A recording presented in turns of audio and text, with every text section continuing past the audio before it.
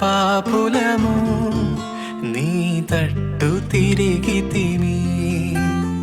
కృపను చూపితివి, పరిశుద్ధ పరిచితివి. మా అపరాధముల కొరకు అప్పగింపబడి మము నీతిమంతులుగా తీర్చుటకు లేపబడినావు. మాకు నిత్య స్వాస్థ్యము నిశ్చయతను అనుగ్రహించుటకు పరిశుద్ధాత్మను సంచకరువుగా మాలో నింపితివి. మా హృదయములలో దేవుని ప్రేమను కుమ్మరించితివి. మా హృదయములలో వసించుచున్న పరిశుద్ధుని ద్వారా